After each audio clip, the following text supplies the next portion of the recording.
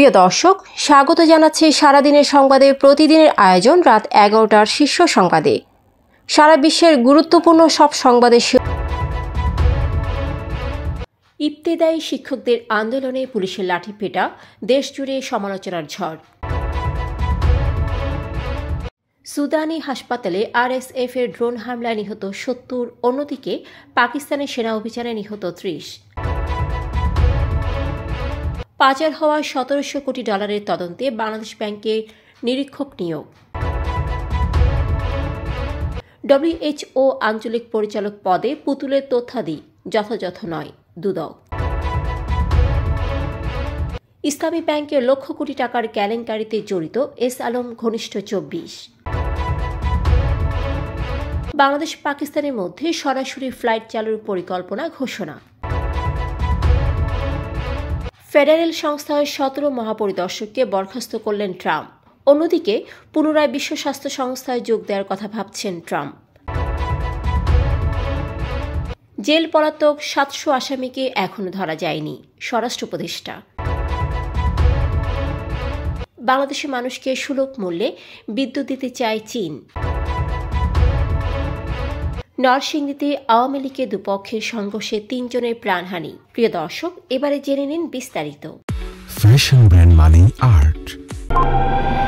ইবতেদায়ী দায়ী মাদ্রাসা শিক্ষকদের জাতীয়করণের দাবিতে শাহবাগে অবস্থানকালে পুলিশের সঙ্গে ধাওয়া পাল্টা ধাওয়ার ঘটনায় জল কামান, সাউন্ড গ্রেনেড ও লাঠিপেটা চালানো হয়। এতে 6 জন আহত হয়েছেন। শিক্ষকরা প্রধান উপদেষ্টার কার্যালয়ে স্মারকলিপি দিতে গেলে পুলিশ তাদের বাধা দেয় এবং ব্যারিকেড ভাঙার চেষ্টা করলে সংঘর্ষের ঘটনা ঘটে।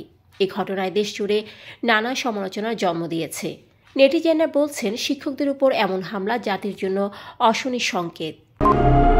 সুদানের দারফুরে এল ফাশারের একটি হাসপাতালে ড্রোন হামলায় 70 জন নিহত এবং অনেকে আহত হয়েছেন। গত 24 জানুয়ারির হামলায় প্রথমে 30 জন নিহতের খবর এলেও মৃতের সংখ্যা বেড়ে যায়। গভর্নর মিনি মিনাওই জানান, নিহতদের মধ্যে নারী ও শিশু রয়েছে। 1.5 বছরেরও বেশি সময় ধরে সুদানি সেনাবাহিনী ও আধা সামরিক বাহিনী আরএসএফ এর মধ্যে সংঘর্ষ চলছে। হামলার জন্য কারা দায়ী তা এখনও জানা যায়নি। অন্যদিকে পাকিস্তানের উত্তর পশ্চিমাঞ্চলীয় খাইবার পাখতুনখোয়া প্রদেশে 3টি পৃথক সংঘর্ষে 30 জন জঙ্গিকে হত্যা করেছে পাকিস্তানি নিরাপত্তা বাহিনী। রোববার এক প্রতিবেদনে সংবাদ মাধ্যম আরব নিউজ পাকিস্তান এ তথ্য জানায়। বাংলাদেশ ব্যাংক $17 বিলিয়ন পাচার তদন্তে UIDAID ও KPMGর মতো আন্তর্জাতিক ফার্ম নিয়োগ দিয়েছে। গভর্নর আহসান এইচ মনসুর জানান, সাবেক প্রধানমন্ত্রী শেখ হাসিনার ঘনিষ্ঠ মানুষেরা এই অর্থ পাচারের সঙ্গে জড়িত। ফিনান্সিয়াল টাইমস পত্রিকাকে দেওয়া এক সাক্ষাৎকারে এসব কথা বলেছেন বাংলাদেশ ব্যাংকের গভর্নর আহসান এইচ মনসুর। বিশ্ব স্বাস্থ্য সংস্থা দক্ষিণ পূর্ব এশিয়া বিষয়ক আঞ্চলিক পরিচালক পদে প্রার্থী হওয়া ক্ষমতাচ্যুত প্রধানমন্ত্রী শেখ হাসিনার মেয়ে সাইমা ওয়াজেদ পুতুলের বিরুদ্ধে দুর্নীতির গুরুতর অভিযোগ উঠেছে। দুর্নীতি দমন কমিশন প্রাথমিক তদন্তে এসব অভিযোগের সত্যতা পেয়েছে। দুদক সূত্র জানায়, সাইমা ওয়াজেদ পুতুলকে বিভিন্ন রাষ্ট্রীয় সফরে অবৈধভাবে সফরসঙ্গী করা হয়েছে এবং তার প্রার্থীরা পদে যোগ্যতা সম্পর্কিত তথ্য ভুল ছিল। পুতুল কানাডার পাসপোর্টধারী নাগরিক ছিলেন বলেও তথ্য পাওয়া গেছে। এস আলম গ্রুপ ইসলামী ব্যাংক থেকে 1,31,253 কোটি টাকা লুটপাট করেছে, যার বেশিরভাগই পাচার হয়েছে। দুদক ও বিভিন্ন গোয়েন্দা সংস্থার অনুসন্ধানে জানা যায়, পরিবার ও ঘনিষ্ঠ 24 জনের নামে কাগজে প্রতিষ্ঠানের মাধ্যমে 85,445 কোটি টাকা ঋণ নেওয়া হয়েছে এবং পরোক্ষ সুবিধায় ব্যাংকের 45,808 কোটি টাকার ক্ষতি হয়েছে। বাংলাদেশের হাই কমিশনার মোহাম্মদ ইকবাল হোসেন পাকিস্তানের সঙ্গে সরাসরি ফ্লাইট চালুর পরিকল্পনা ঘোষণা করেছেন।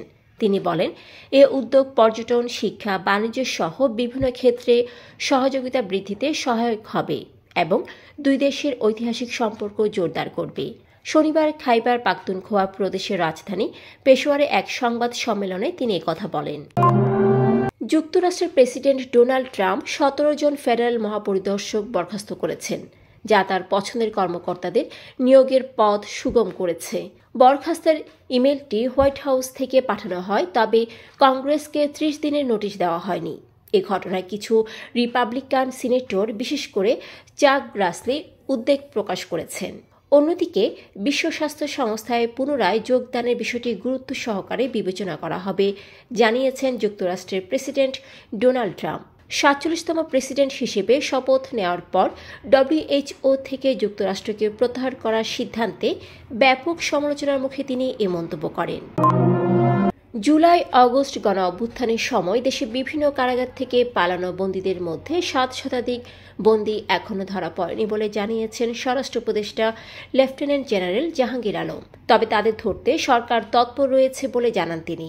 রোববার দুপুরে কেরানীগঞ্জ কেন্দ্রীয় কারাগারে জরুরি সেবা উদ্বোধন অনুষ্ঠান শেষে সাংবাদিকদের এক প্রশ্নের জবাবে তিনি একথা বলেন।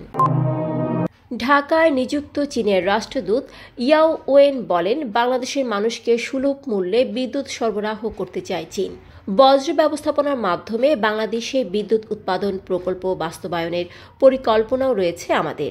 রোববার সকালে গাজীপুরের শফিপুর বাজার এলাকায় শীতবস্ত্র বিতরণ কার্যক্রমে যোগ দিয়ে তিনি একথা বলেন।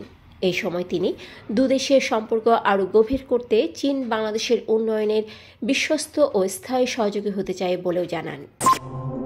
আধিপত্য বিস্তারকে কেন্দ্র করে নরসিংদীর রায়পুরায় আওয়ামী লীগের 2 গ্রুপের বন্দুকযুদ্ধে 3 জন নিহত হয়েছেন। এ সময় গুলিবিদ্ধ সহ অন্তত 15 জন আহত হয়েছেন। রবিবার সকালে উপজেলার চরাঞ্চলের বাঁশগাড়ি এলাকায় এই সংঘর্ষের ঘটনা ঘটে। দর্শক, এতক্ষণ আমাদের সাথে থাকার জন্য ধন্যবাদ। প্রতি মুহূর্তে দেশ বিদেশের গুরুত্বপূর্ণ সব সংবাদ জানতে ভিজিট করুন www.সারাদিনেরসংবাদ.com ও চোখ রাখুন সারাদিনের সংবাদের অফিসিয়াল ফেসবুক পেজে। Fashion brand Money Art. Men's, ladies and kids wear. Art. Be smart.